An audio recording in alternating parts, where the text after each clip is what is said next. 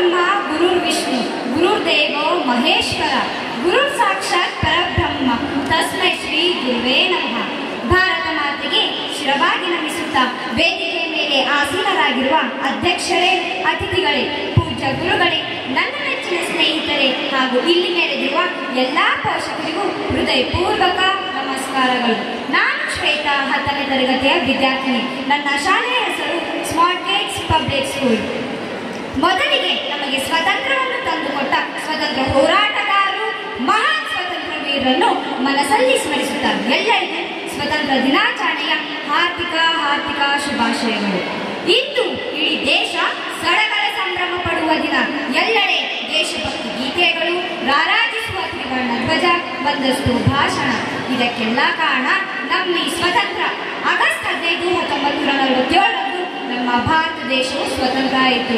ನಮ್ಮ ಹೆಮ್ಮೆಯ ಸ್ವತಂತ್ರ ಹೋರಾಟಗಾರರಾದ ಮಹಾತ್ಮ ಗಾಂಧೀಜಿ, ಭಗತ್ ಸಿಂಗ್, ಸುಭಾಷ್ ಚಂದ್ರ ಬೋಸ್, ಕಿತ್ತೂರು ರಾಣಿ ಚೆನ್ನಮ್ಮ, ಬಾಲ್ ಗಂಗಾಧರ್ ತಿಲಕ್, ಇನ್ನು ಅನೇಕ ಸ್ವತಂತ್ರ ಹೋರಾಟಗಾರರು ತಮ್ಮ ಪ್ರಾಣವನ್ನು ಒತ್ತೆಯಿಟ್ಟು ಹೋರಾಡಿ ಆಂಗ್ಲರ ದಾಸತ್ವದಿಂದ ನಮ್ಮ ಭಾರತ ಮಾತೆಯನ್ನು ಬಿಡಿಸಿದರು. ಈ ಸುದಿನದ ನೆನಪಿಗಾಗಿ, ಸಂತೋಷಕ್ಕಾಗಿ, ಕೃತಜ್ಞತೆಗಾಗಿ ನಾವು ಪ್ರತಿ ವರ್ಷ ಸ್ವತಂತ್ರ ದಿನಾಚರಣೆಯನ್ನು ಬಹಳ ವಿಜೃಂಭಣೆಯಿಂದ ಆಚರಿಸುತ್ತೇವೆ. ಇಂದು ಇಷ್ಟೇ ಅಲ್ಲ, ಇಡೀ ಜಗತ್ತೇ ನಮ್ಮ ದೇಶದ ಸಂಸ್ಕೃತಿಯತ್ತ ಮುಖ ಮಾಡಿ ನಿಂತಿದೆ.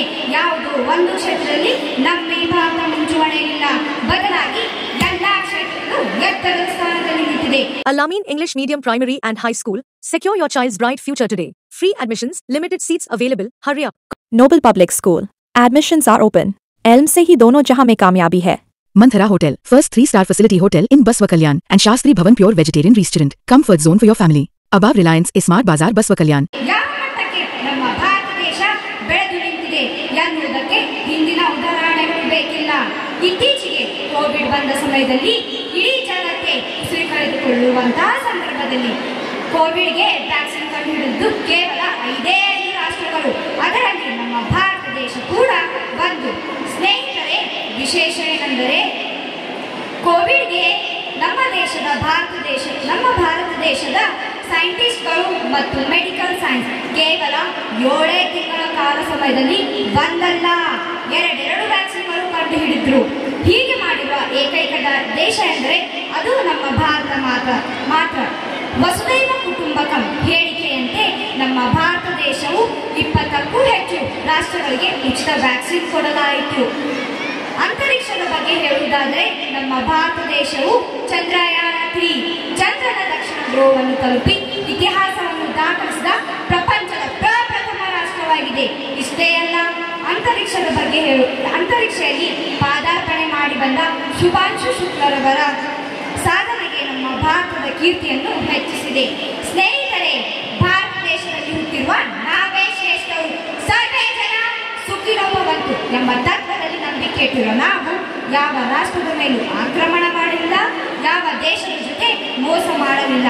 ಆದರೆ ನಮ್ಮ ಭಾರತ ಮಾತೆಯನ್ನು ಯಾರಾದರೂ ಕೆಣಕಿದರೆ ನಾವು ಮಾತ್ರ ಸುಮ್ಮನೆ ಕೂರುವುದಿಲ್ಲ ಎಂಬುದು ಪಹಲ್ಗಾಮ್ ದಾಳಿಯ ನಂತರ ಆಪರೇಷನ್ ಸಿಂಧೂರದಿಂದ ಸಾಬೀತುಪಡಿಸಿದ್ದೇವೆ. ಅಷ್ಟೇ ಅಲ್ಲ, ಅದರಲ್ಲಿ ಬಳಸಲಾದ ಬ್ರಹ್ಮೋಸ್ ಮಿಸೈಲ್ಗೆ ಅನೇಕ ದೇಶಗಳಿಂದ ಬೇಡಿಕೆ ಹೆಚ್ಚಾಗಿ ಆರ್ಥಿಕ ವ್ಯವಸ್ಥೆಯಲ್ಲಿ 5ನೇ ಸ್ಥಾನದಲ್ಲಿರುವ ನಮ್ಮ ಭಾರತ ದೇಶ 4ನೇ ಸ್ಥಾನಕ್ಕೆ ಇದೆ. ಇದು ನೋಡಿ ನಮ್ಮ ಭಾರತ ದೇಶದ ಸಾಮರ್ಥ್ಯ. ಈ ಉನ್ನತಿಗೆ ಬನ್ನಿ ಒಂದು ಜೋರಾದ ಜೈ ಘೋಷ. ಬರೋ ಭಾರತ್ ಮಾತಾ ಕಿ, ಬರೋ ಭಾರತ್ ಮಾತಾ ಕಿ, Vande Vande. Knowledge Park The Creative School. Admissions are open from LKG to 10th standard. Free uniform for new admission students. Sky Sunshine School. Step towards better future. Admissions are open. To RG Public School admissions are open LKG, UKG and 1st standard. ಒಂದು ಸಲ ಸ್ವತಂತ್ರ ಹೋರಾಟಕ್ಕಾಗಿ ಜನರೆಲ್ಲ ಒಗ್ಗೂಡಿಸುವ ಸಮಯದಲ್ಲಿ ಸುಭಾಷ್ ಚಂದ್ರ ಬೋಸ್ ಅವರು ಹೇಳ್ತಾರಂತೆ, ತಾಯಂದ್ರೆ ನಮ್ಮ ದೇಶದ ಸ್ವತಂತ್ರ ಹೋರಾಟಗಾರರು ನಿಮ್ಮ ಮಕ್ಕಳ ಸ್ವಾತಂತ್ರ್ಯಕ್ಕೋಸ್ಕರ, ನಿಮ್ಮ ಮನೆಯ ರಕ್ಷಣೆಗೋಸ್ಕರ ಸ್ವತಂತ್ರ ಹೋರಾಟದಲ್ಲಿ ಹೋರಾಡುತ್ತಿದ್ದಾರೆ. ಆ ರೀತಿ ಹೋರಾಡುತ್ತಿರುವ ಇಂಡಿಯನ್ ನ್ಯಾಷನಲ್ ಆರ್ಮಿಯವರಿಗೆ ಆರ್ಥಿಕತೆಯ ಸಹಾಯ ಬೇಕಾಗಿದೆ. ನಿಮ್ಮ ಕೈಲಾದ ಸಹಾಯವನ್ನು ನಮ್ಮ ದೇಶದ ಸ್ವತಂತ್ರ ಹೋರಾಟಗಾರರಿಗೆ ಕೊಡಲಿಕ್ಕೆ ಆಗುತ್ತಾ ಅಂತ ಕೇಳಿದಾಗ ಒಬ್ಬ ಗೃಹಿಣಿ ತನ್ನ ಮನೆಯಲ್ಲಿದ್ದ ದುಡ್ಡು, ಬಂಗಾರ ಎಲ್ಲವನ್ನು ಒಂದು ಸಣ್ಣ ಚೀಲದಲ್ಲಿ ಹಾಕಿಕೊಂಡು ಬಂದು ನೇತಾಜಿಯವರ ಕೈಗಿಟ್ಟು ಹೋತಾಳಂತೆ.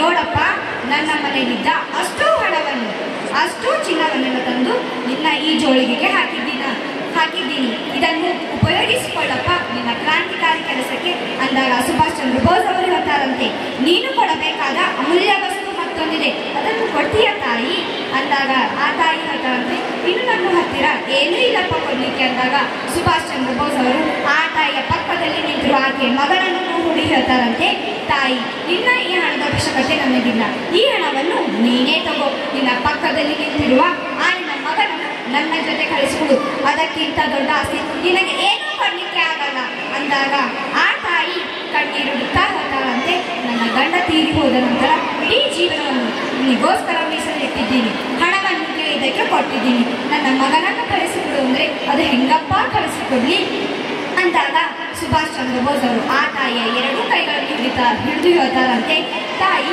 ಮಗನನ್ನು ಕಳಿಸಿಕೊಡಲಿಕ್ಕೆ ಯಾಕಮ್ಮ ಅಷ್ಟೊಂದು ಬೇಜಾರು, ನಿನ್ನ ಪಕ್ಕದಲ್ಲಿ ನಿಂತಿರುವ ಈ ನಿನ್ನ ಮಗ ಬೇರೆಲ್ಲ, ನಿನ್ನ ಕಣ್ಮುಂದೆ ನಿಂತಿರುವ ಈ ಸುಭಾಷ್ ಚಂದ್ರ ಬೋಸ್ ಬೇರೆ ಅಲ್ಲ, ನಾನೇ ನಿನ್ನ ಹೆತ್ತ ಮಗನ್ನು ಸ್ವೀಕರಿಸು ತಾಯಿ ಅಂದಾಗ ಆ ತಾಯಿ ನೇತಾಜಿಯವರ ಮಾತುಗಳನ್ನು ಕೇಳಿ ಕಣ್ಣೀರುಡುತ್ತಾ ಹೇಳ್ತಾರಂತೆ, ದೇಶಕ್ಕೋಸ್ಕರ ಹೋರಾಡುವಂತ ಪ್ರತಿಯೊಬ್ಬ ಮಗ ನನ್ನ ಮಗ, ಇವನನ್ನು ಕರೆದುಕೊಂಡು ಹೋಗು ಎಂದು ಹೇಳಿ ಕಳಿಸಿದ್ರಂತೆ. आप मुझे खून दो मैं तुम्हें आजादी दूंगा, आप मुझे खून दो मैं तुम्हें आजादी दूंगा ಎನ್ನುವುದು ಸುಭಾಷ್ ಚಂದ್ರ ಬೋಸ್ ಅವರ ಹೇಳಿಕೆ ಆಯಿತು.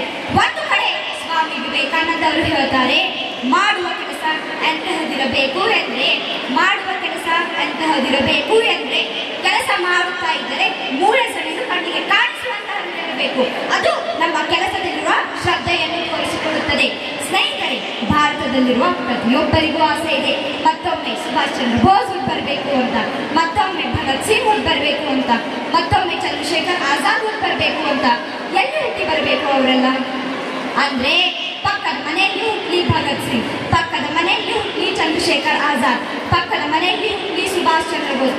ನಮ್ಮ ಮನೆಯಲ್ಲಿರುವ ಮಕ್ಕಳು ಚೆನ್ನಾಗಿ ಓದಿ ಡಾಕ್ಟರೋ ಇಂಜಿನಿಯರೋ ಆದರೆ ಸಾಕು, ಅದಕ್ಕಿಂತ ದೊಡ್ಡ ಕೆಲಸ ನಮಗೇನು ಬೇಡ ಅಂತ ಇಂತಹ ದೃಷ್ಟಿಕೋನ ಇರುವ ಈ ಸಮಾಜದಲ್ಲಿ ದೇಶದ ರಕ್ಷಣೆಗಾಗಿ ತಮ್ಮ ಮಕ್ಕಳನ್ನು ಬಲಿಪೀಠಕ್ಕೆ ಏರಿಸುತ್ತಿರುವ ಆ ತಾಯಂದಿರಿಗೂ ಕೂಡ ಗೌರವ ಸಲ್ಲಿಸುವುದು ನಮ್ಮೆಲ್ಲರ ಜವಾಬ್ದಾರಿ. ಗಡಿಯಲ್ಲಿ ಸೇವೆಯನ್ನು ಸಲ್ಲಿಸುತ್ತಿರುವ ಸೈನಿಕರಿಗೆ ಮತ್ತು ಅವರನ್ನ ಹೆತ್ತ ತಾಯಂದಿರಿಗೂ ಒಂದು ದೊಡ್ಡ ಸಲಹೆ, ಬರೋ ಭಾರತ್ ಮಾತಾ ಕೀ, ಬರೋ ಭಾರತ್ ಮಾತಾ ಕೀ, ವಂದೇ ವಂದೇ. ಕೊನೆಯದಾಗಿ ನನ್ನೊಂದು ವಿನಂತಿ, ಆಗಸ್ಟ್ 15 ಜನವರಿ 26ರಂದು ಚಿಕ್ಕ ಚಿಕ್ಕ ಮಕ್ಕಳು ಸಹಿತ ಅನೇಕ ಜನರ ಚಿಕ್ಕ ಆಕಾರದ ಕಾಗದದ ರಾಷ್ಟ್ರಧ್ವಜವನ್ನು ಹಿಡಿದು ನಮ್ಮ ದೇಶದ ದೇಶಭಕ್ತಿ ಹಾಗೂ ಉತ್ಸಾಹವನ್ನು ವ್ಯಕ್ತಪಡಿಸುತ್ತಾರೆ. ಇದು ತಪ್ಪಲ್ಲ, ಇದರಿಂದ ನಮ್ಮ ರಾಷ್ಟ್ರ ಪ್ರೇಮ ಹೆಚ್ಚಾಗುತ್ತದೆ. ಆದರೆ ಕೆಲವು ದಿನಗಳ ನಂತರ ಅದೇ ಧ್ವಜವನ್ನು ರಸ್ತೆಯ ಮೇಲೆ ಇತರ ಕಡೆಗಳಲ್ಲಿ ಹಾಕುತ್ತಾರೆ. ಹೀಗೆ ಮಾಡುವುದರಿಂದ ನಮ್ಮ ಧ್ವಜದ ಅಪಮಾನ ಮಾಡಿದಂತೆ ಆಗುತ್ತದೆ. ದಯವಿಟ್ಟು ಯಾರು ಕೂಡ ಹೀಗೆ ಮಾಡಬೇಡಿ, ಅದನ್ನು ಸರಿಯಾದ ರೀತಿಯಲ್ಲಿ ಸರಿಯಾದ ಜಾಗದಲ್ಲಿ ನಾವೇ ನಮ್ಮ ಧ್ವಜದ ಗೌರವವನ್ನು ಕಾಪಾಡಬೇಕು. ಇತರ ಯಾರಾದರೂ ಹೀಗೆ ಮಾಡುತ್ತಿದ್ದರೆ ಅವರನ್ನು ತಿಳಿ ಹೇಳೋಣ, ದೇಶ ನಮಗೇನು ಮಾಡಿದೆ ಎನ್ನದೇ ನಾವು ದೇಶಕ್ಕೆ ಏನು ಮಾಡುತ್ತಿದ್ದೇವೆ, ಏನು ಮಾಡಬೇಕು ಎನ್ನುವುದರ ಬಗ್ಗೆ ಚಿಂತಿಸೋಣ. ಇಂದಿನಿಂದಲೇ ದೇಶದ ಉತ್ತಮ ಪ್ರಜೆಯಾಗಲು ಪ್ರಯತ್ನ ಪಡೋಣ ಎಂದು ಹೇಳುತ್ತಾ ತನ್ನ ತೋಳಿನಲ್ಲಿ ನಮ್ಮನ್ನು ಭದ್ರವಾಗಿ ಅಪ್ಪಿಕೊಂಡಿರುವ ಭಾರತ ಮಾತೆಗೆ ಧನ್ಯವಾದ ಹೇಳಿ ನನಗೆ ಮಾತುಗಳನ್ನು ಆಡಲು ಅವಕಾಶ ನೀಡಿದ ತಮಗೆಲ್ಲರಿಗೂ ಕೂಡ ಧನ್ಯವಾದ. ಜೈ ಹಿಂದ್, ಜೈ ಭಾರತ್.